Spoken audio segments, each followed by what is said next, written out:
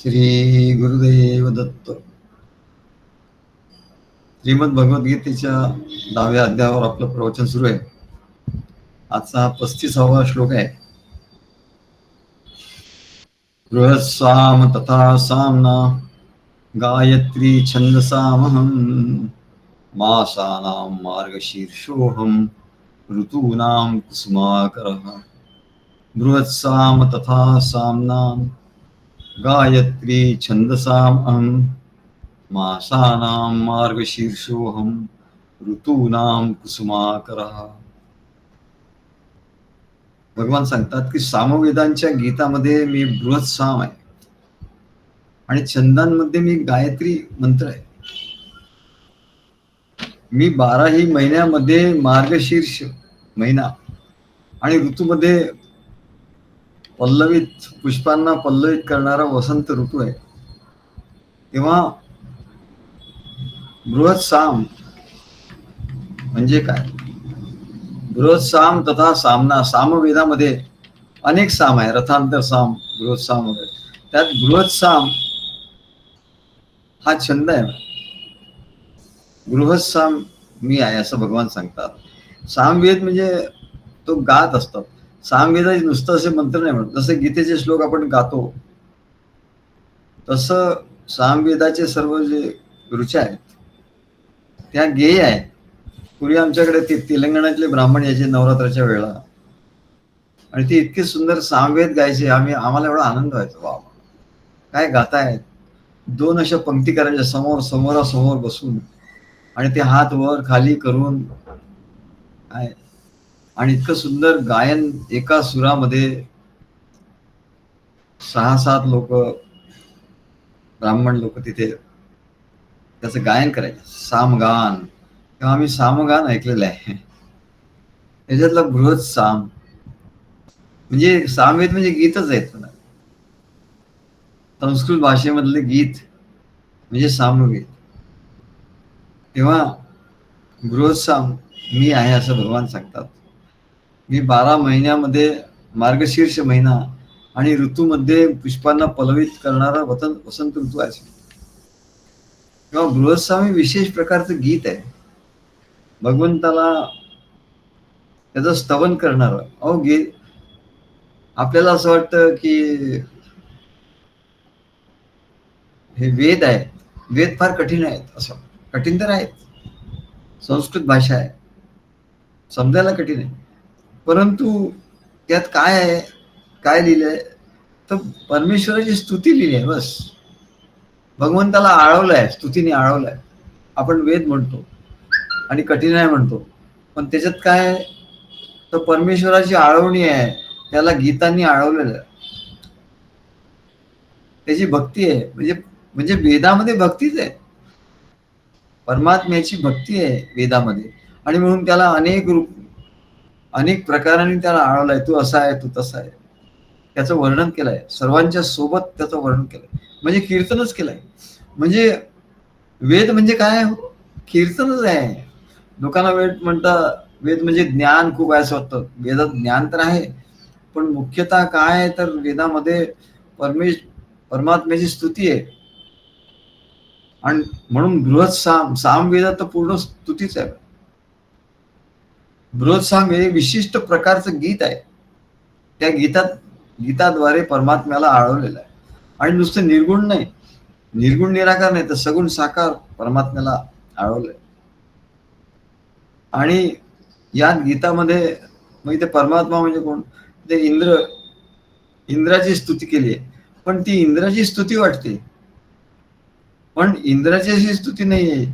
इंद्र रूपाने परमात्म्याची स्तुती केलेली आहे. परमात्म्याची स्तुती केली आहे. तेव्हा सर्व वेदामध्ये आपल्या गीता रूपाने स्तुती गायन करणाऱ्या सामवेदाला बृहत सामवेदाच्या बृहत साम या भागाला हा एक भाग आहे. बृहत साम या भागाला भगवंतानी आपलं स्वरूप मानलेलं आहे. कारण काय? ती परमात्म्याला आपली स्तुती प्रिय आहे. भक्त आपली स्तुती करतात म्हणून त्यांच्या ठिकाणी प्रेम निर्माण होतं. भगवंताच्या ठिकाणी त्यांच्याबद्दल प्रेम निर्माण होतं. आणि म्हणून भगवंतानी बृहत्साम याला आपलं स्वरूप मानलंय. म्हणजेच भगवंताला कर्मकांड, पूजा आदीपेक्षा, तीर्थयात्रा, उपास तपास याच्यापेक्षा त्याची भक्तिभावाने त्याची स्तुती केली, त्याचं गायन केलं हे जास्त प्रिय आहे, असं त्याच्यावरून लक्षात येतं. आणि त्यानेच भगवान लवकर प्रसन्न होतात. त्याचं गायन केल्याने भगवान लवकर प्रसन्न होतो. आता गायन म्हणजे नुसतं गायन असं नाही, तर लोकांना सांगणं की आमचा हा मार्ग असा आहे, सद्गुरूंचं, आमचे सद्गुरू असे आहेत, आमची परंपरा अशी आहे, हे सांगणं म्हणजे गायन. नाही तर लोकांना वाटतं गायन म्हणजे काय, नुसतं अभंग म्हणणे, पद म्हणणे, ते तर आहेत म्हणजे काय. परंतु मुख्य म्हणजे ही भक्ती आहे. आणि आमच्या महाराजांनी लिहिलं की भक्ताचं कर्तव्य काय आहे, सद्गुरूंच्या भक्तांचं प्रथम कर्तव्य काय आहे, तर सर्व लोकांना हे सांगायचं आणि सर्व लोकांमध्ये याची जागृती करायची. म्हणून आमच्या मनात आता आलं, जो भेटेल त्याला आम्ही सांगत असतो. आणि आता बरेचसे लोक यायलाही लागले आपल्या ह्याच्यामध्ये. तेव्हा सर्व बाजूनी आपण लोकांमध्ये त्याचा प्रचार प्रसार करणं, याला ही मोठी भक्ती आहे, असं नारद भक्तिसूत्रात नारद ऋषींनी सांगितलं. जे जे आपणाशी ठावे ते ते लोकांशी शिकवावे, शहाणे करून सोडावे सकल जन.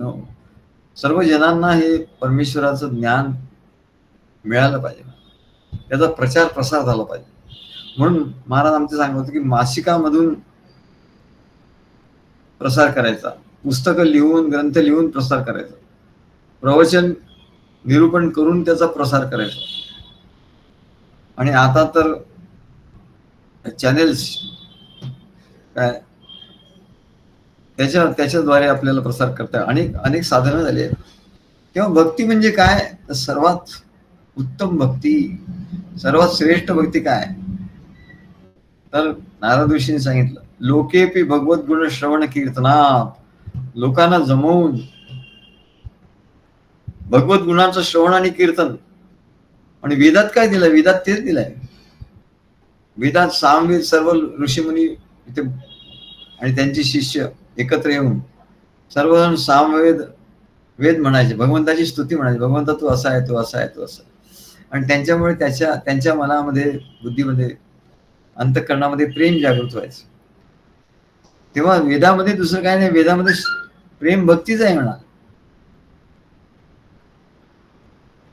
म्हणून लोकेपी भगवत गुण श्रवण कीर्तनात, म्हणजे सर्व लोकांना जमवून निरनिराळ्या ठिकाणी कार्यक्रम करून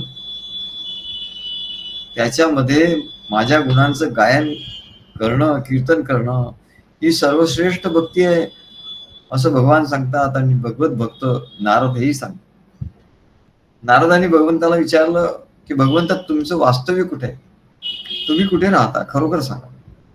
तेव्हा भगवान म्हणतात, नाहं वसामि वैकुंठे, मी कुठे नाही राहत हेच तुला सांगतो म्हणाले. काय, नाहं वसामि वैकुंठे, मी वैकुंठात राहत नाही. योगिनाम हृदय रवो, आणि योग्य लोक ध्यान लावून बसतात, त्याच्या हृदयात तो नाद असतो, त्या नादामध्ये मी नाही. योगिनाम हृदय रवो, तिथे मी नाही, त्या ध्यानामध्ये मी नाही. मग कुठे आहे, मद्भक्ता यत्र गायंती तत्र तिष्ठामि नारद. आणि जिथे माझे भक्त माझं गायन करतात, माझी गुणकीर्ती सांगतात, तिथे मी तिथे उभा राहतो. म्हणजे तासन तास उभा राहतो, मला काही कष्ट होत नाही, मी बसत पण नाही, उभा राहतो. मद्भक्ता यत्र गायंती तत्र तिष्ठामि नारद. हे नारदा, जिथे माझं गायन होतं तिथे म्हणाले मी असतो. म्हणून भगवंताच्या गायनाला खूप महत्व आहे. त्याचं गुणगायन म्हणजे त्याच्याबद्दलचं बोलणं, लोकांना सांगणं. नाही तर आपल्याला असं लाज वाटते लोकांना की दुसऱ्याला कसं सांगायचं, असं लोकांना ते माहिती नाही, ते त्यांना माहिती करून दिलं पाहिजे आणि मग ते येतात. असा आमचा अनुभव आहे की त्यांना माहिती करून दिलं की ते येतात. कारण प्रत्येकाला पाहिजे असतं, प्रत्येकाला भगवंताची भक्ती करायची असते, पण त्याला माहिती नसतं.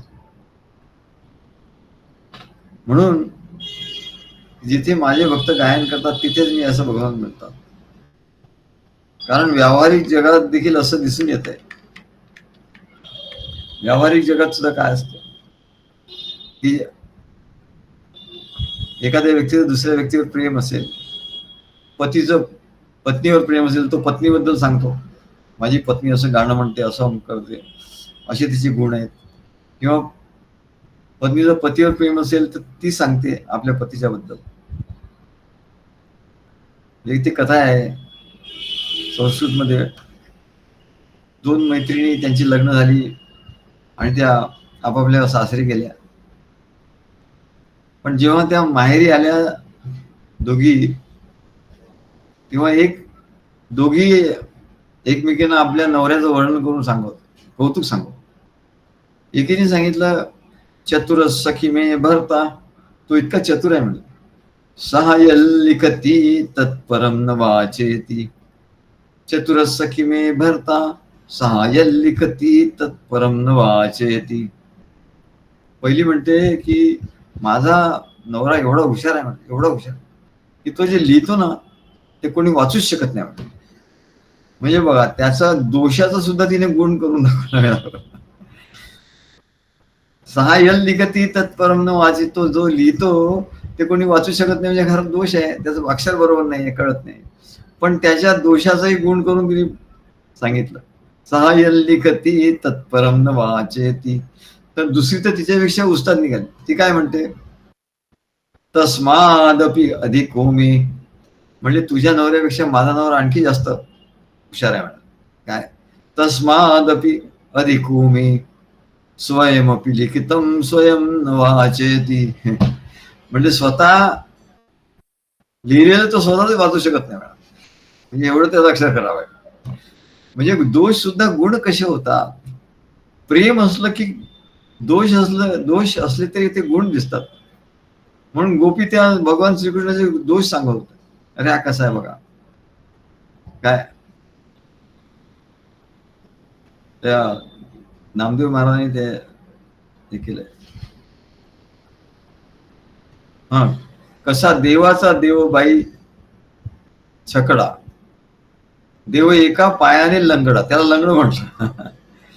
त्याला काही म्हटलं तरी त्याचं गुणवर्णन होतं. त्याला चोर म्हणतं, गोकुळातला चोर म्हटलं, त्याला काही म्हटलं, म्हणजे प्रेमाने एवढ्या गहन गाढ प्रेमाने त्याला म्हटलं की ते शब्दाला गौरव प्राप्त झाला. त्या दोषयुक्त शब्दांना गौरव, ते शब्द गौरवान्वित झाले. एवढं त्या परमेश्वराच्या प्रेमाचं महात्म्य आहे. त्याला लंगडा म्हटलं तरी, लंगडा हा शब्द केवढा तरी गौरवान्वित झाला. काय, त्याला गोकुळचा चोर म्हटलं तरी, याशी बांधा दाव्यानी सापडला हाती, जनाबाई म्हणते, सापडला हाती याशी बांधा दाव्यानी. परब्रह्म निष्काम तो हा गवळिया घरी, वाक्यावाळी अंधु कृष्ण नवनीत चोरी. नवनीत चोरी, याला दाव्याने बांधा. म्हणजे प्रेमाने सगळं गौरवान्वित होऊन जात. प्रेमाने चुकीचे काय असेल या जगामध्ये ते सोनं होऊन जात. लोखंडही असेल तर सोन्यासारखं दिसायला लागतं. असं परमेश्वराच्या गुणगायनाची एवढं महात्म्य आहे की परमेश्वराला तुम्ही काही हलक्या शब्दांनी जरी त्याच्याबद्दल बोललात तरी पण ते शब्दांचं महात्म्य केवढं तरी होईल. कारण परमात्म्याचं महात्म्य आहे. आणि तो गुणगायन करतो, एवढंच बघतो, तो गुणगायन करतोय ना, बस. तो मला काय म्हणतोय ते नाही, तो गुणगायन करतोय.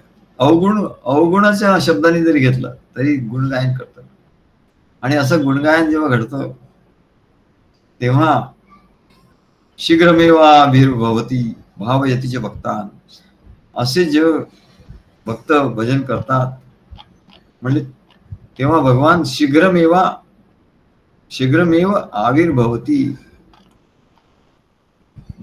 भावयतीचे भक्तान, असं त्यांचं स्तुती गायन ऐकल्याबरोबर भगवान प्रसन्न होतात आणि त्यांच्या समोर येऊन उभे राहतात आणि त्यांना जे काही पाहिजे ते सर्व देतात. भावयतीचे भक्तान त्यांना देतात. आणि म्हणून लोकांना सद्गुरूंचं महात्म्य गुणवर्णन करून सांगणं हे भक्तांचं कर्तव्य कर्म आहे. सद्गुरूंचं महात्म्य प्रगट झालं पाहिजे. असं काही प्रगट झालं पाहिजे महात्म्य की सगळे लोक अरे आम्हाला माहितीच नव्हतं सद्गुरू असे आहेत, असं असं झालं पाहिजे. आम्हाला महाराज बोलायला सांगायचे, मग आम्ही असं महात्म्य त्यांचं सांगायचं. मग ते एवढं आनंद त्यांना व्हायचा, वा वा भक्तांनी सद्गुरूचं महात्म्य सांगितलं पाहिजे. हे त्याची भक्ती आहे, ही त्याची भक्ती आहे, हे त्याचं कर्तव्य कर्म आहे. म्हणूनच मीराबाई, जनाबाई, कबीरदास, रैदास, संत तुकाराम महाराज, संत ज्ञानेश्वर महाराज, संत नामदेव महाराज, संत चोखामेळा, संत सावतामाळी, संत एकनाथ महाराज, संत निवृत्तीनाथ महाराज, या सर्व संत कवी, कवयित्री आणि शंकराचार्य सारखे आचार्य त्यांनी छंदोबद्ध रचना केली. आता अभंग हे छंदोबद्ध रचना आहे, नाहीतर हल्ली चारोळ्या म्हणतात किंवा काय त्यांना वृत्त राहतच नाही. काही काही इकडचं तोडमोड करून काहीतरी गद्यच ते आपल्या पद्याप्रमाणे म्हणत असतात. त्यांच्या रचनेत छंदोबद्ध नसतात. म्हणून ते सांगतात, भगवान सांगतात बृहत साम तथा सामना. मी सामवेदामध्ये सुद्धा बृहत साम आहे, कारण तो छंदोबद्ध आहे, गाता येतो मला. त्यांनी माझी कीर्ती गातात ऋषी लोक. आणि म्हणून आचार्यांनी छंदोबद्ध रचना केली. सर्व संत कवयित्री लोकांनी काय ओवी जात्यावरच्या ओव्या त्यांनी म्हटल्या. काय ओवीबद्ध ग्रंथ लिहिले गेले, छंदोबद्ध रचना केली, कारण ते मधुर लागतं. छंद म्हणजे मधुर लागतं. नाही तर काहीतरी आपलं असं म्हटलं तर हल्लीचे कवी नवकवी काही लिहित असतात ना.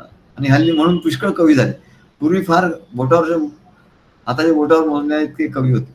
आता तर जो उठला सुटला तो कवी होतो ना, आणि सर्टिफिकेट घेतो आणि दाखवतोय मला सर्टिफिकेट. तर आम्हाला तर काही सर्टिफिकेट मिळालंच नाही. म्हणजे आम्ही कोणाला दाखवलं तर ते हात जोडतात, म्हणजे याला कोण सर्टिफिकेट देणार या काव्याला. हे सर्टिफिकेटच्या पलीकडचं आहे. आमच्या तिकडे ठाण्याला आम्ही राहत होतो, तिथे तर बाजूला एक गृहस्थ राहत होते. त्यांचे वडील आले होते. त्यांचे वडील कोकणातून आले आणि त्यांना काहीतरी वाचायला पाहिजे होतं. तर आम्ही काव्याचा ग्रंथ दिला. त्यांना तो एवढा आवडला. मग त्यांनी ते गावाला गेले, त्यांनी तिथून पत्र लिहिलं आम्हाला. तर पूर्वीचे लोक पत्र लिहायचे.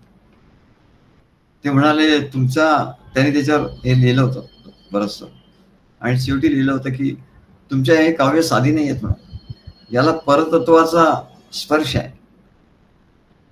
परतत्वाचा स्पर्श आहे असं त्यांनी त्या काव्याबद्दल लिहिलं होतं आमच्या. तेव्हा हा परतत्वाचा स्पर्श काय आहे, हे छंदोबद्ध रचना काय आहे, मधुर गायन भगवंताचं, त्याची स्तुती, त्याला बृहत साम असं म्हणतात. आणि म्हणून तो भगवंताचं स्वरूप आहे. म्हणून भगवान म्हणतात की जो बृहत साम आहे, ज्याचं गायन करून माझी कीर्ती प्रकट केली जाते, त्याला बृहत साम असं म्हणतात. ते माझं स्वरूप आहे. म्हणजे सर्व संत मंडळी जी रचना केली, आम्ही जी रचना केली, हे भगवंताचं स्वरूप आहे. म्हणूनच आमच्या सद्गुरूंनी आम्हाला प्रेरणा दिली आणि आमच्यावर कृपा करून अनेक पद आणि अभंग, गझल रचना अनेक करून घेतले आणि मग त्या भावसरिता मध्ये प्रकाशित झाल्या. तसंच त्याचं कार्यक्रम अनेक गायक गाऊन गेले. तसंच खंडकाव्य सुद्धा आमची अनेकांनी गायली. तेव्हा हे कशा करता, हे बृहत साम परमेश्वराची स्तुती. भक्ती म्हणजे काय? लोकेपी भगवत गुण श्रवण कीर्तनात सूत्र सांगितलं. भक्ती कशी करायची हो, काय करायचं? अरे पद म्हण. जे संत सत्पुरुषांनी सद्गुरूंनी आपल्या एक पद करून ठेवलेली आहे, अभंग केले. परमेश्वराची स्तुती त्याच्यात आहे. ते तू म्हण, म्हणजे तुझ्या ठिकाणी परमेश्वर प्रगट होईल. कारण परमेश्वर त्याच्यातच आहे. परमेश्वराचं स्वरूप आहे ते. तुझ्या ठिकाणी ते प्रगट होईल, त्याचा प्रेम प्रगट होईल. तेव्हा बृहत साम तथा सामना, म्हणजे सामवेदामध्ये मी बृहत साम आहे असं भगवान सांगतात. गायत्री छंदसामहम, त्याच्यानंतर म्हणतात गायत्री छंदसामहम. छंदामध्ये मी गायत्री छंद आहेत. भगवान सांगतात की अनेक छंद आहेत. छंदशास्त्र, छंदोरचना म्हणून ग्रंथ होता आमच्या लायब्ररीत. मी नागपूरला असताना छंदोरचना नावाचा एक ग्रंथ होता. तो छंदोरचना असा मोठा ग्रंथ होता. आम्ही त्याचा अभ्यास केला. काय छंद म्हणजे काय, काय असतात छंद, किती शब्द असतात, काय लय असते त्याची, रस्वदीर्घ कसे असतात, यमक कसे असतात, त्याचा काव्याचे अनेक गुण असतात, त्याचे अलंकार काय असतात, सगळ्याचा आम्ही त्याचा अभ्यास केला. आता तिथे कॉलेजमध्येच होतं, काही वेळ मिळाला की आम्ही तिथले पुस्तकं वाचायचे. लायब्ररीत केवढं तरी पुस्तक होती. आणि आमची लायब्ररी म्हणजे आमच्या कॉलेजची, धरमपेठ कॉलेज, तिची लायब्ररी तिन्ही फॅकल्टीज होत्या. Arts, commerce, science. English literature, Marathi literature, Hindi literature, Sanskrit literature, सर्व लिटरेचर तिथे होतं. आम्ही तिथे BA इंग्लिश लिटरेचर आम्ही तिथूनच केलं, म्हणजे नागपूर युनिव्हर्सिटीतून केलं. पण आम्हाला पुस्तकं सगळी तिथूनच मिळाली. आमचे एक सहाध्यायी प्रोफेसर, सहकारी प्रोफेसर होते. ते म्हणले, सर तुमचं एवढं इंग्लिश चांगलं आहे, तर तुम्ही म्हणले BA इंग्लिश का नाही करत? तुम्ही करू शकता म्हणले, आता तुम्ही MCOM आहात, तुम्ही BA इंग्लिश करा. त्यांनी मला सांगितलं. खूप मागे लागले होते. आणि ते पण कवी होते, चांगल्यापैकी कवी होते. आणि तिथे संघाचं मोठं कार्यक्रम झाला होता. त्यात त्यांनी, ते प्रसिद्ध कवी होते, देशपांडे नाव होतं त्यांचं. आणि माझंही काव्य त्यांना खूप आवडायचं. तर त्यांचे एक काव्य मला अजूनही आठवतं. शिवाजी महाराजांचा मिरवणूक निघाली होती. शिवाजी महाराजांचा जन्मदिवस होता, जयंती, आणि मोठी संघाच्या लोकांनी मोठी मिरवणूक काढली होती. आमचं कॉलेज संघाचंच होतं. तेव्हा त्याच्यात ते सर्व जात असताना रस्त्याने एक गीत म्हणत, फारच सुंदर गीत होतं, फारच सुंदर. त्यांनी चाली सुंदर लावली, गीतही खूप सुंदर, शब्द खूप सुंदर होते त्याचे. तेव्हा आणि त्यांचा ऑर्केस्ट्रा होता, ऑर्केस्ट्रा पुढे, आणि ते गीत म्हणत. काय होत्या गीताची काही आवड फार चांगल्या होत्या.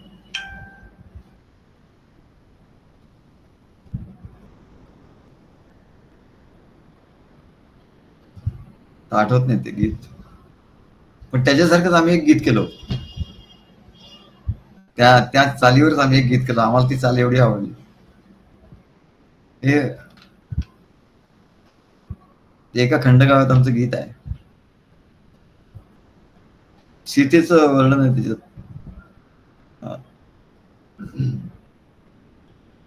वाल्मिकी ऋषींच्या आश्रमात सीता आहे, आणि तिथे वाल्मिकी ऋषी वर्णन करतात. धन्य हे अवघे तपोवन, धन्य ही मंदाकिनी, धन्य हे अवघे तपोवन, धन्य ही मंदाकिनी, धन्य हे अवघे तपोवन, धन्य ही मंदाकिनी. आता पुढचं काय आम्हाला आठवत नाही. तेव्हा अशा चालीचं आम्ही ते केलं होतं. ती चाल त्यांची आम्ही घेतली होती. इतकी सुंदर चाल होती. तेव्हा सांगायचं कारण काय आहे की छंद म्हणजे काय. छंदात जे काव्य होतं ते खूप गेय होतं आणि त्याच्यामध्ये अनेक रस असतात.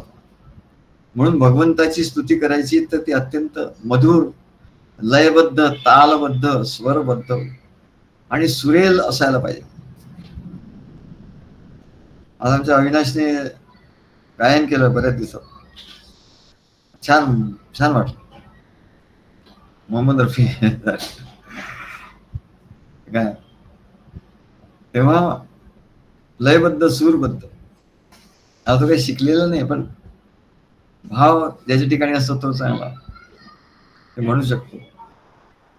म्हणजे किरण मुळे ते पण म्हणतात त्यांना. आम्ही पूर्वी जायचं त्यांच्या गाडीमधून, तेव्हा ते सारखं म्हणत असत. एकतर ते त्यांच्या कॅसेट असायची, कॅसेट लावायची, नाही तर मग आमची गाणी ते म्हणायची.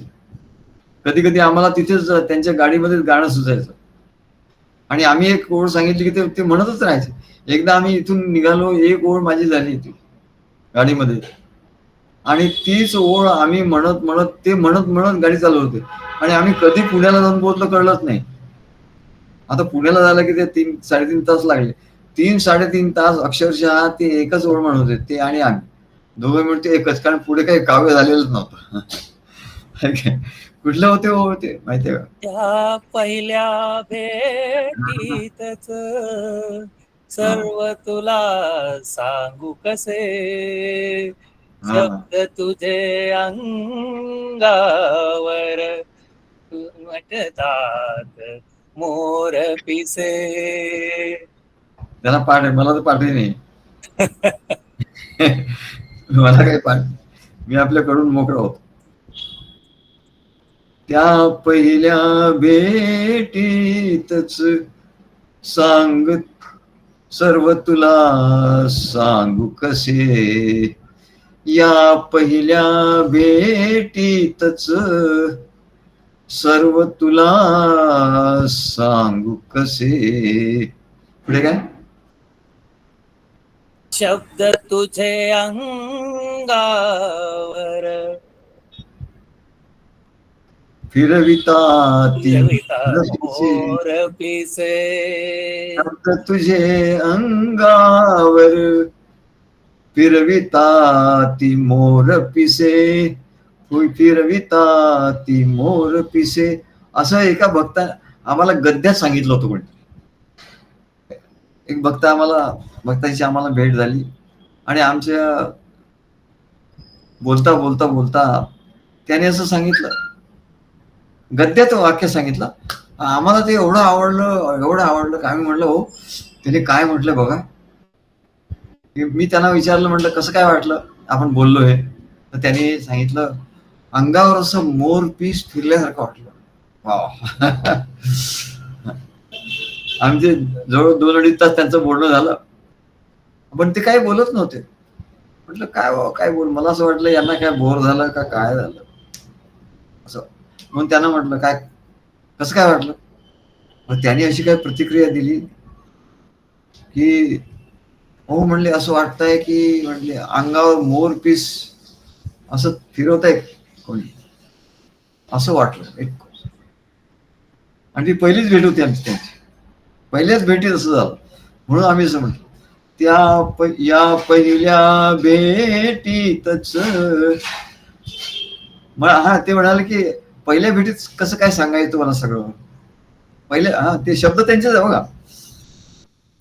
पहिल्या भेटीच मी त्यांना विचारलं ना की कसं काय वाटलं तुम्हाला, आम्ही सगळ्यांना विचारतो. तर म्हणजे पहिल्या भेटीतच कसं काय सांगणार म्हणलं तुम्हाला. अरे वा, काय म्हणलं शब्द आहे, काय वाक्य आहे. सर्व पहिल्या भेटीत कसं काय तुम्हाला सांगणार.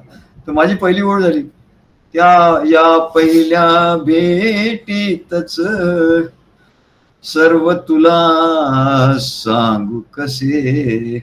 आणि चाल सुद्धा आली तशीच, तिथेच त्यांच्या गाडीत बसल्यावर चाल आली बरं.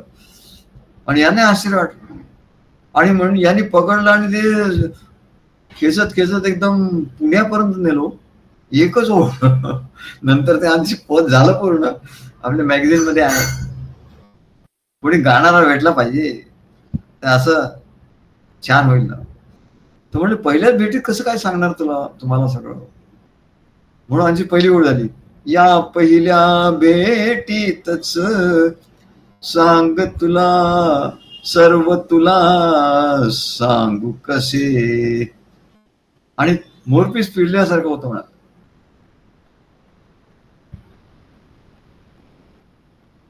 फिरविता ती मोर शब्द तुझे अंगावर, फिरविता ती मोर पिसे. आता आपल्या याच्यातून बाहेर पडायला लागेल, नाही तर पूर्ण प्रवचन बरे हेच आम्ही म्हणत तिथे. तेव्हा भगवानजी म्हणतात बृहत साम म्हणजे काय बाबा.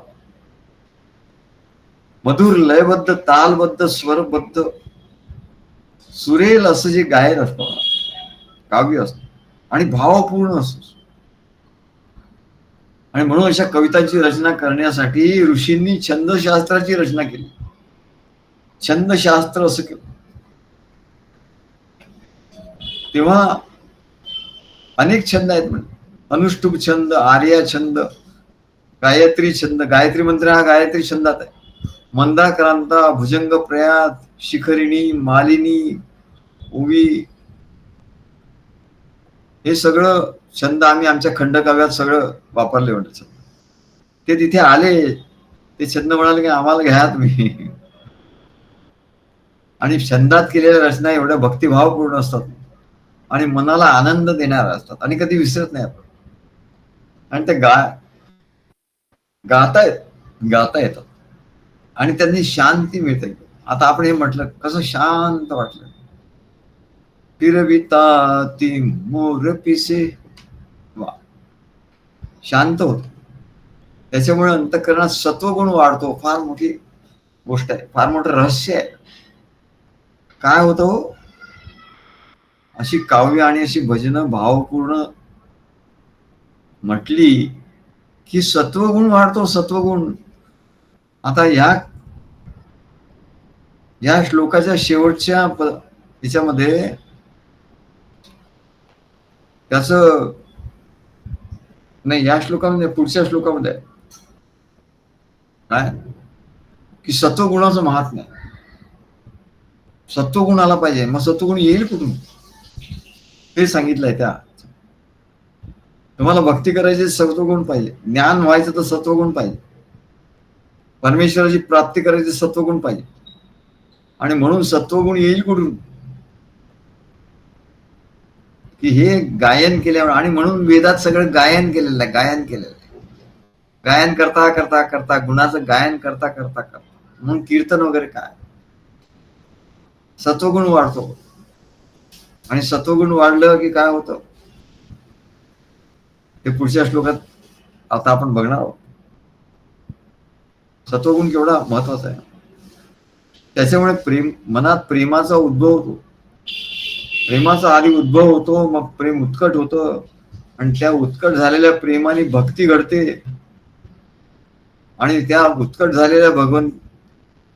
झालेल्या भक्तीने ज्ञान होतं आणि त्या ज्ञानाने भगवंताची प्राप्ती होते. इथपर्यंत आहे.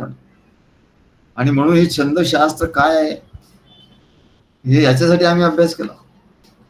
एकदा आम्ही आमच्या कॉलेजच्या लायब्ररीत गेलो होतो, जिथे आम्ही अभ्यास करायचो. आवल्या वेळात लेक्चर वगैरे झाले की मग आम्ही तिथे बसायचो. तर तिथे एक दिवस आम्ही गेलो, नवीन पुस्तकं आली होती, न्यू अरायव्हल्स. तर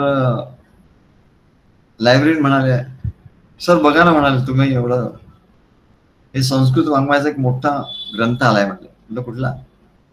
तर मम्मट नावाचे कवी संस्कृतचे होते, त्यांचा काव्यप्रकाश नावाचा ग्रंथ आहे. आम्ही तर आश्चर्याने चकित झालो.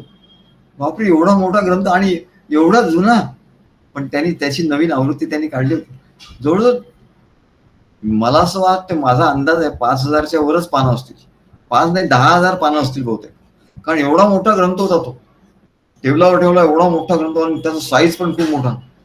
साईज म्हणजे A3चा पेपर जो असतो ना, A3चा A4चा पण नाही, A3चा, म्हणजे 2 A4चा पेपर लावले की जेवढा मोठा होतो तेवढं मोठं त्याचं पेज होतं एक एक, आणि एवढा मोठा ग्रंथ तो एवढा हे केलेला.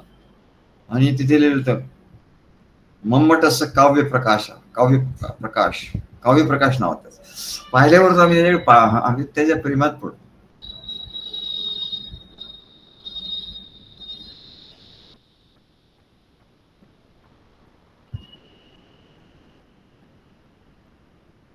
आम्ही बघतच राहिलो त्याच्यावर. आश्चर्यवत पश्यती कश्चिदेन, आश्चर्यवत वदती तैव तथैव चान्या. एवढं आश्चर्य वाटलं, अरे कसा लिहिला ग्रंथ एवढा, आणि तोही नुसतं काव्य कसं लिहावं याच्यावरचा ग्रंथ, काव्य कसं पाहिजे याच्यावर. आणि आम्ही वाचायला लागलो. संपूर्ण संस्कृत मध्ये ग्रंथ होता. आणि आम्हाला एका ठिकाणी त्याने एक कथा दिली होती संस्कृत मध्ये. एवढा अजूनही आमच्या लक्षात आहे, एवढ्या वर्षानंतर, 60 एक वर्षानंतर सुद्धा. त्याच्यात एक वाक्य होतं, पथिक नात्र प्रस्तर स्थले ग्रामे उन्नतम पयोधनम दृष्ट्वा यदि वससी तद्वस. पथिकनाथ प्रस्तर स्थले ग्रामे उन्नतम पयोधरम दृष्ट्वा यदि वससी तद्वश. म्हणजे श्लेषाचं उदाहरण. एकच वाक्य आहे पण त्याचे 2 अर्थ निघतात. वाक्यात काही बदल न करता त्याचे 2 अर्थ कसं होतात याचं त्याने उदाहरण दिलं होतं. त्याला श्लेष अलंकार असं म्हणतात. काव्यामध्ये हा श्लेष अलंकार आहे. मग आम्ही आमच्या काव्यामध्ये तो श्लेष अलंकार पुढे वापरलो, की वाक्य न बदलता, ते काव्य न बदलता त्याचे 2 वेगवेगळे अर्थ होतात. तेव्हा त्याला श्लेष अलंकार असं. तर एका ग्रामामध्ये एक पथिक, नवीन माणूस आला, कोणी नौका पथिक आला. असे लोक पूर्वी या गावातून त्या गावात जायचे. तर तिथे नदीच्या किनारी एक बाई बसलेली होती, एक स्त्री बसलेली होती. तिला त्याने विचारलं, कुठलं गाव, काय कसं आहे हे गाव, त्या गावातले लोक कसे आहे, गावाची माहिती विचारली. तर त्या स्त्रीने त्याला उत्तर दिलं संस्कृत मध्ये. ग्रामीण स्त्री, पण तिने कसं होतं, पथिकनात्र प्रस्तर स्थले ग्रामे. हे पथिका त्याचा पहिला अर्थ. दुसरा अर्थ जरा तो शृंगारिक आहे, पण पहिला अर्थ पथिकनात्र प्रस्तर स्थले ग्रामे. हे पथिका, या गावात येऊन काय तू म्हणले राहणार, काय करणार, कारण या गावात सगळे दगड बघ म्हणले, इथे दगड आहेत सगळे दगड, नदी आणि सगळं गावात म्हणले सगळं दगड आहे. पथिकनात्र, इथे तू राहू शकणार नाही. प्रस्तर स्थले ग्रामे, इथे सगळे दगडच आहे. फक्त एकच गोष्ट आहे मॅडम, की इथे पावसाळ्यामध्ये बघा, आता मेघ आले आहेत. उन्नतम पयोधरम दृष्ट्वा यदि वससी तद्वस. उन्नत असे पयोधर म्हणजे पाणी ज्याच्यात धरलेलं आहे, असं काळी मेघ आलेले आहे. म्हणजे तेच म्हणले एक आशेचा किरण आहे तुझ्यासाठी, की असा पाऊस पडला आणि थंडावा गार वाटेल. हे दृश्य बघून जर तुला इथे राहायचं असेल तर राहा, असं तिने त्याला सांगितलं. पथिकनात्र प्रस्तर स्थले ग्रामे उन्नतम पयोधरम दृष्ट्वा यदि वससी तद्वस. आणि त्याचा दुसरा अर्थ शृंगारिक अर्थ होता. या गावातल्या ज्या स्त्री आहेत, आणि उन्नतम पयोधरम म्हणजे माहिती आहे सगळं. तेव्हा याला श्लेषाचं उदाहरण असं म्हणतात. तेव्हा सांसारिक दृष्टीने जरी हे असतं काव्य, तर ह्या काव्याचा उपयोग जेव्हा परमेश्वर भक्तीसाठी केला जातो, तेव्हा म्हणाले सत्वगुणाचं. आता हे वाचल्यानंतर रजगुणाचं प्राबल्य होईल कोणाच्या ठिकाणी, पण तेच ईश्वराबद्दल जेव्हा आपण म्हणतो, त्याची स्तुती करतो, मगाशी जे काव्य म्हटलं आपण ईश्वराचं, सद्गुरूंच्या बद्दल, ईश्वराच्या बद्दल. तर आपल्या ठिकाणी तो दाटून येतो, प्रेमभाव दाटून येतो. आणि प्रेमभाव दाटून आला रे आला की हा सत्वगुण मिळाला. सत्वगुण काय? अरे सत्वगुण म्हणजे काय झालं असं, परमेश्वराची प्राप्ती करून देतो सत्वगुण. ज्ञान त्याला होतं ज्याच्या ठिकाणी सत्वगुण आहे. तेव्हा सत्वगुण जर पाहिजे असेल तर म्हणाले काव्य हे त्याचं खूप मोठं माध्यम आहे. आणि म्हणून आम्ही एवढं काव्य केलं. आणि म्हणून भगवान सांगतात बृहत साम तथा सामना गायत्री छंदसाम अहम. मी गायत्री नावाचा छंद. लोक आम्हाला म्हणतात एवढं तुम्हाला कसं माहिती झालं एवढं छंद. म्हटलं आम्ही अभ्यास केला. आम्ही जेव्हा प्रोफेसर होतो तेव्हाही अभ्यास केला. एवढी चांगली पुस्तकं तिकडे होती, लिटरेचरची पुस्तकं होती. काय 16 पोएट्स नावाचा इंग्लिशचे काव्य आम्ही खूप वाचतो. 16 पोएट्स नावाचं आम्हाला पुस्तक होतं. म्हणजे 16 कवींचं काव्य. 16 नुसते काव्य नाही, 16 कवींचं काव्य, 16 पोएट्स म्हणून आम्हाला एक पुस्तक होतं इंग्लिश लिटरेचर. आणि ते आमच्या लायब्ररीत होतं. आणि एखादं नसलं तर आम्हाला ते सांगायचे तुम्ही मागवून घ्या, तुम्हाला पाहिजे असेल ना पुस्तक ते मागवून घ्या. 16 पोएट्स. आणि त्या 16 पोएट्स मध्ये त्या पोएट्सचं आम्ही काव्य वाचलं. आता ते काही छंदबद्ध नसतं, त्यांची काव्य काही छंदबद्ध नसतं, पण असतात, चांगली असतात. पण आपल्या संस्कृत मराठी आणि यात जे असतं म्हणा ती मजा त्या इंग्लिशच्या काव्यात नाही. तेव्हा ते सांगतात गायत्री छंदसामहम.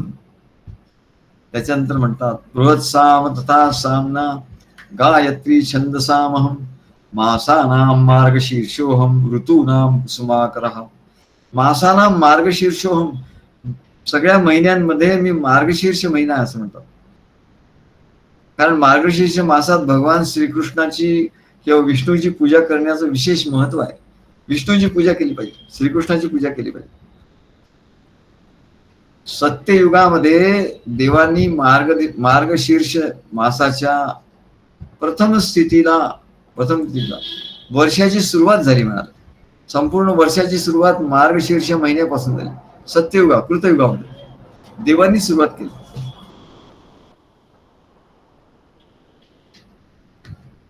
त्याच्यानंतर मार्गशीर्ष महिन्यात द्वादशीच्या व्रताचं खूप महत्व आहे. मार्गशीर्ष महिन्यात द्वादशीचं व्रत करतात. काय मार्गशीर्ष महिन्याच्या 12 तारखेपासून उपवास सुरू करून प्रत्येक महिन्याच्या द्वादशीला उपवास करतात. आणि कार्तिक द्वादशी पर्यंत तो उपवास करतात. कार्तिक द्वादशी पर्यंत. त्यानंतर ब्राह्मण भोजन घालतात. तसंच नित्य नियमाने बघा त्यात लिहिलं, हे धर्मसिंधू मध्ये लिहिलेलं आहे. धर्मसिंधूमध्ये काय लिहिलंय की त्याच्यानंतर सद्गुरूंचं दर्शन घेऊन नित्य नियमाने सद्गुरूंचं दर्शन घ्यायचं. आता तर इथे गुरुवारी सुद्धा सद्गुरूंचं दर्शन घ्यायला कोणी येत नाही. मग ते म्हणत कुठे गेले सगळे. नाही, सद्गुरूंचं दर्शन. अरे नित्य नियमाने सद्गुरूंचं दर्शन घेतलं पाहिजे. हे आम्ही नाही सांगत, ते तर सांगितलेलं आहे. मासाना मार्गशीर्ष. नित्य नियमाने सद्गुरूंचं दर्शन घेऊन त्यांचा उपदेश श्रवण केला पाहिजे. हे शास्त्र सांगतं, शास्त्र, आम्ही नाही सांगत. सद्गुरूंचं दर्शन घेऊन त्यांचा उपदेश श्रवण केला पाहिजे. पण हल्लीच्या काळात लोकांना वेळ कुठे आहे? सद्गुरूंचा उपदेश, सद्गुरूंचं प्रवचन श्रवण केलं पाहिजे. त्याच्यानंतर विष्णू सहस्त्र नामाचं पठन केलं पाहिजे. आणि असं व्रत आचरण करणाऱ्याला बघा, व्रतामध्ये सुद्धा सद्गुरूंचं दाखवलं. नुसतं तुम्ही व्रत कराल, उपवास कराल असं नाही, ब्राह्मण भोजन घालाल नुसतं असं नाही, तर सद्गुरूंचं दर्शन घ्यायचं, त्यांचा उपदेश श्रवण करायचा, तर त्या व्रताला म्हणले फळ येतं, नाही तर काय फळ नाही येणार. विष्णू सहस्रनामाचं पठण केलं पाहिजे. आणि असं व्रत करणाऱ्या भक्ताला काय होतं, तर त्याचं फळ सांगितलं. आपल्या पूर्वजन्माचं ज्ञान होतं. तो पूर्वजन्मात काय होता ते त्याला ज्ञान होतं. आणि देह सोडल्यानंतर तो मुक्त होतो, वैकुंठात जातो. आता बघा, देह सोडल्यानंतर तो वैकुंठात जातो असं सांगतात. एवढं सद्गुरूंच्या दर्शनाचं, त्यांचा उपदेश श्रवण केल्याचं महात्म्य आहे. आजच आम्ही फोन केला होता, आमचे जुने शिष्य एकदम या कार्यक्रमाला ते आले होते. दत्त मूर्ती स्थापनेच्या वेळी किरण मुळेंच्या त्या मोठ्या दुकानामध्ये ते आले होते बाबा. तर ते लष्करामध्ये होते, एअरफोर्स मध्ये होते, ऑफिसर होते. आणि त्यांनी ना, ते आमच्या तिकडे, मी डायरेक्टर होतो तेव्हा तिथे आले होते त्यांच्या मुलाला घेऊन, तिथे MBA मध्ये ऍडमिशन करायला. तिथे आमची ओळख झाली. त्याच्यानंतर आपलं जे मासिक नुसतं सुरू झालं होतं भगवत कृपा, त्या भगवत कृपावर त्यांना एवढं आवडलं, त्यांनी एवढं त्याचा एवढा प्रचार केला. ते काय करायचे, जो येईल त्यांच्याकडे, ते मोठे ऑफिसर होते,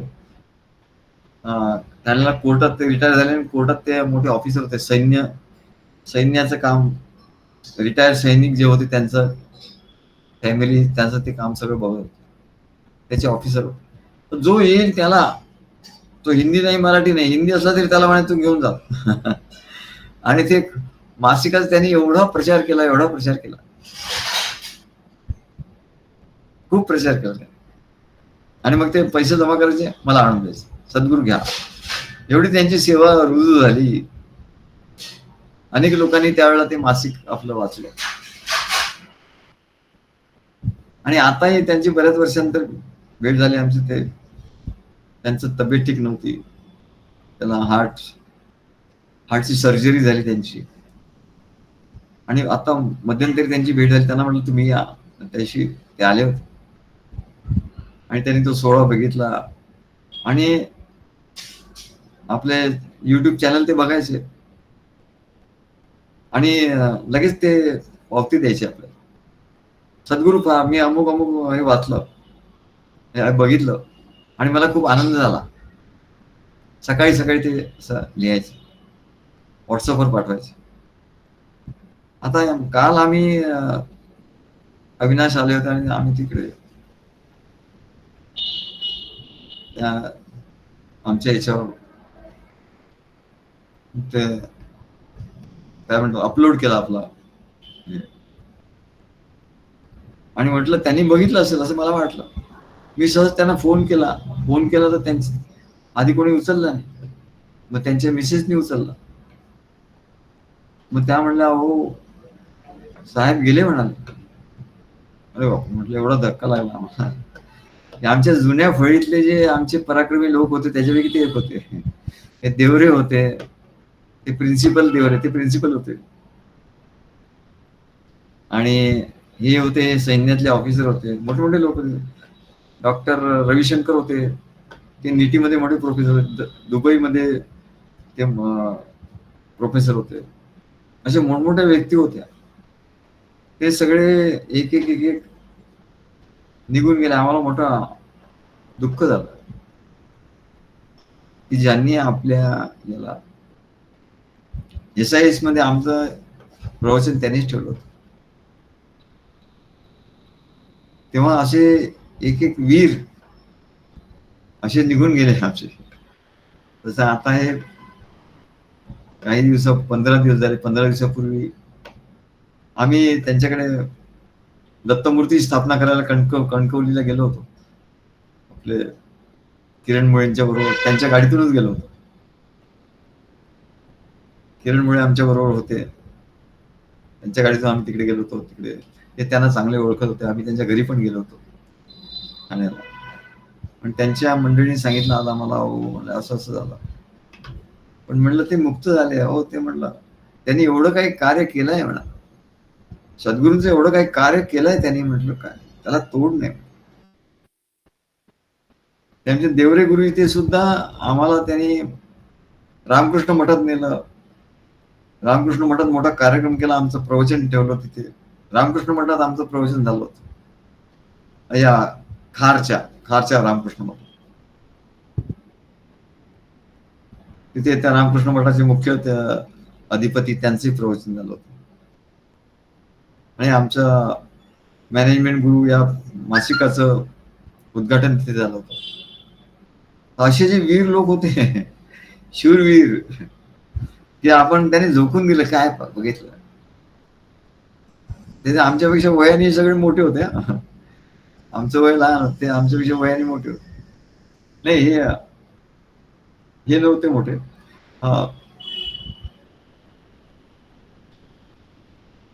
देवरे गुरुजी ते मोठे होते आमच्यावर. आणि हे मला वाटतं 71 वर्षाचे होते, आमच्यापेक्षा जरा लहान होते. तेव्हा त्यांनी एवढं कार्य केलं, एवढ्या लोकांना असं झोकून देऊन त्याने कार्य. तेव्हा हे सांगतात असं व्रत, मग ते द्वादशी व्रतच केलं पाहिजे असं नाही म्हणलं. जो सद्गुरूंचं दर्शन येऊन त्यांचा उपदेश श्रवण करतो नित्य नियमाने, तो देह सोडल्यावर मुक्त होतो, वैकुंठ लोकात जातो असं सांगितलंय. त्याला पुनर्जन्माचं ज्ञान होतं आणि तो देह सोडल्यावर मुक्त होतो, वैकुंठ लोकात जातो. हे सद्गुरूंच्या दर्शनाचं आणि त्यांचा उपदेश श्रवण केल्याचं महात्म्य आहे. आमचे खापर पणजोबा हे व्रत करायचे. मला मोठं आश्चर्य, आम्हाला कळायचं नाही की द्वादशी व्रत आहे काय. आणि म्हणून या मासाना मार्गशीर्ष, मी मासांमध्ये, महिन्यांमध्ये मार्गशीर्ष महिना असं भगवान सांगतात का. ते विष्णूची, श्रीकृष्णाची, सद्गुरूंची पूजा करण्याचा वेळ, यात महत्व, विशेष महत्व आहे.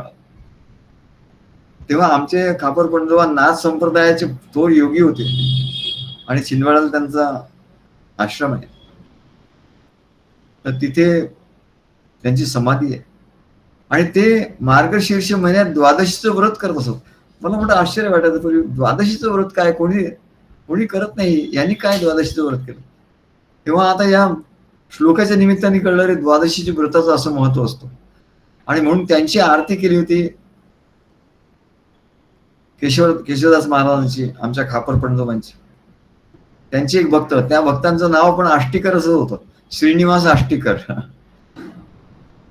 आणि त्यांनी त्यांची आरती केली होती. त्या आरतीत त्यांनी लिहिलं होतं, सदा द्विज पूजन अर्पी पक्वान दक्षिणा सुमन, द्वादशी व्रत करुणी ऐसा, साधिला योग युधिष्ठिरसा, स्वयं दीपहंस परमहंसा, आर्त आरती केशवदासा, सदा द्विज पूजन अर्पी पक्वान दक्षिणा सुमन, द्वादशी व्रत करुणी ऐसा, साधिला योग युधिष्ठिरसा. युधिष्ठिरासारखं त्यांनी व्रत केलं, म्हणजे युधिष्ठिर व्रत करत होते. युधिष्ठिरांनी आधी व्रत केलं होतं काय, द्वादशीचं व्रत, कारण भगवान श्रीकृष्णाची भक्ती त्यांनी केली होती आणि त्याच्यासाठी तो द्वादशीचं व्रत करतो. तेव्हा म्हणून मासाना मार्गशीर्षोम असं म्हणतात. मार्गशीर्ष पौर्णिमेला दत्तात्रेयांची जयंती, दत्तगुरूंची जयंती असते, ते मार्गशीर्ष महिन्यात पौर्णिमेला. आणि म्हणून मार्गशीर्ष महिन्यात या 3 ग्रंथाचं पारायणाचं महात्म्य आहे. कुठले 3 ग्रंथ? विष्णू सहस्रनाम, दुसरं श्रीमद भागवत, म्हणजे भागवत रहस्य आपण लिहिलं आहे ते, आणि तिसरं श्रीमद भगवद्गीता, म्हणजे आता भगवद्गीतेवर आपलं प्रवचन सुरू आहे ते. तर आपण मार्गशीर्ष महिन्याची वाट कशाला बघायचं, म्हणजे आपला नेहमीच मार्गशीर्ष असतं. काय विष्णू सहस्रनाम, श्रीमद भागवत रहस्य, श्रीमद भगवद्गीता, याच्या पारायणाचं फार महात्म्य आहे. आणि त्याच्यात काय सांगितलंय, या महिन्यात आपल्या सद्गुरूंना बघा शास्त्रात सांगितलंय या महिन्यात मार्गशीर्ष महिन्यात आपल्या सद्गुरूंना ओम दामोदराय नमः असं म्हणायचं. मार्गशीर्ष महिन्यात शास्त्र काय सांगतो, या मार्गशीर्ष महिन्यात आपल्या सद्गुरूंना, हे आम्ही नाही लिहिलंय, शास्त्रात लिहिलंय, आपल्या सद्गुरूंना ओम दामोदराय नमः म्हणून वंदन केलं पाहिजे. आणि असं ओम दामोदराय नमः म्हणून सद्गुरूंना वंदन केलं असताना जीवनातल्या सर्व अडचणी संकट दूर होतात. सर्व अडचणी संकट दूर होतात. या महिन्याचं आणखी महत्व काय म्हणलंय, तर कश्यप ऋषींनी काश्मीर हा प्रदेश वसवला होता या महिन्यात. कश्यप ऋषींनी काश्मीर, आता काश्मीर काश्मीर आता आपण म्हणतो, एवढा सुंदर प्रदेश तो कश्यप ऋषींनी वसवला होता आणि तो मार्गशीर्ष महिन्यात वसवला होता. आणि म्हणून या महिन्यात अनेक आध्यात्मिक समारंभ आयोजित केले पाहिजे, असं या मासाचं महत्व आहे. म्हणून भगवान म्हणतात, मी मासांमध्ये मार्गशीर्ष मास आहे. बृहस्साम तथा सामना गायत्री छंदसामहम मासानाम मार्गशीर्षोहम ऋतूनाम कुसुमाकरः. आता ऋतूनाम कुसुमाकरः, कुसुमाकर म्हणजे कुसुम म्हणजे पुष्प, फुलं. कुसुमाकर म्हणजे जो फुलांचं धनुष्य बाण ज्याच्याकडे आहे तो कामदेव. आणि तो वसंत ऋतूमध्ये येतो. ऋतूंमध्ये मी वसंत आहे असं सांगतो. आणि भगवान श्रीकृष्णाच्या पोटी कामदेवानी अवतार, कामदेवानी पुत्र म्हणून ते आले होते, जन्म घेतला होता. आणि म्हणून ऋतूंमध्ये मी वसंत ऋतू आहे असं भगवान म्हणतो. प्रकृती किंवा निसर्ग हा जो आहे भगवंताचं रूपच आहे म्हणून तर लोक भटकायला जातात, निसर्ग सौंदर्य बघतात, त्यांना तिथे बरं वाटतं, आनंद होतो. पण कशामुळे निश्चित आनंद झाला त्यांना माहित नाही. त्याला वाटतं की भटकल्यामुळे आनंद झाला, असं नाही. ते निसर्ग हे परमेश्वराचं रूप आहे आणि तिथे परमेश्वराचं अस्तित्व आहे आणि म्हणून त्यांना आनंद होतो, हे ते विसरतात. आणि म्हणून मनुष्याला निसर्ग सौंदर्याने नटलेल्या प्रदेशात पर्यटन करायला, राहायला आवडतं. पण तो काळ, पण म्हणले हा आनंद काही काळ सुख देतो म्हणा, पण ज्याला भक्ताला असं निश्चित त्याचा दृढ भाव असतो की हा निसर्ग म्हणजे परमात्म्याचं रूपच आहे. म्हणून आमच्या सगळ्या खंडकाव्यात आधी निसर्गाचं वर्णन आलेलं आहे.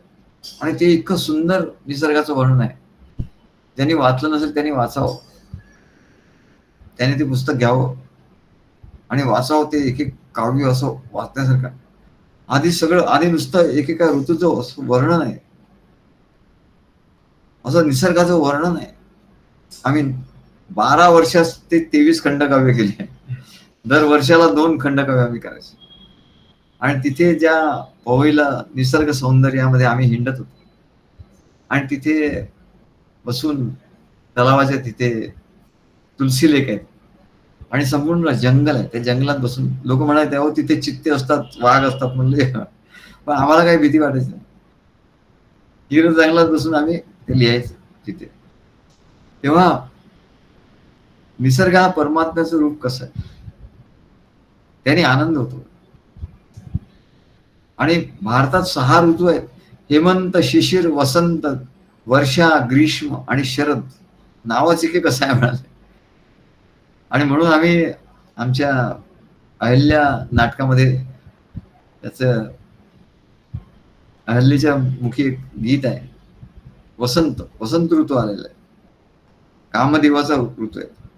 आणि तिच्या भावना ती आपल्या पतीला सांगते, वसंत आला आला हा डौलात कोकिळा गाते आनंदात. वसंत आला आला हा डौलात कोकिळा गाते आनंदात, असं ती म्हणते. वृक्ष बहरले फुले उमलली, वृक्ष बहरले फुले उमलली, वने उपवने सुमने सजली, वने उपवने सुमने सजली. मने तरुलतांची मोहरली, मने तरुलतांची मोहरली, सृष्टीच्या उदरात कोकिळा गाते आनंदात. जीवनातील वसंत यौवन, जीवनातील वसंत यौवन, गृही बालकांचे मधुगुंजन, गृही बालकांचे मधुगुंजन, गृहस्थाश्रमाचे नंदनवन, गृहस्थाश्रमाचे नंदनवन, त्यांच्या सहवासात कोकिळा गाते आनंदात, कोकिळा गाते आनंदात. ते अनिल मोहिले नावाचे मोठे हे होते, संगीतकार होते. ते ठाण्याला आले होते तेव्हा कोणतरी आम्हाला म्हणाल त्यांना आपण भेटूया, म्हणजे तुमच्या या काव्याला ते चाली लावतील आणि ते हे करतील. आम्ही त्यांच्याकडे गेलो होतो. मग त्यांनी हे बघितलं तर म्हटले हा, म्हटलं चाली लावायचं हे करायचं. हो म्हटलं आपण करूया. म्हणाले काव्य चांगले आहेत. म्हटलं मी असं त्याला चाल लावली आहे. नाही नाही नाही तुमचं चाल वगैरे नाही, आम्ही चाल लावू. नाही नाही म्हटलं बरोबर आहे, तुम्ही चाल लावा, आमचं काही म्हणणं नाही, पण भाव हा चालीतून येतो. आमचा भाव कळावा तुम्हाला, भाव काय आहे म्हणून मी म्हटलं चालीत म्हणून दाखवतो. हा हा म्हणले म्हणतो, त्यांना ते कळतं. आणि मी जेव्हा ही चाल म्हटली ना तेव्हा ते एवढे आश्चर्यचकित झाले. ते म्हणले कशाला बदलायचं, एवढी सुंदर चाल आहे म्हणले, कशाला बदलायचं असं ते म्हणाले. अनिल मोहिले, ते मोहिले त्यांना मोह पडला म्हणून.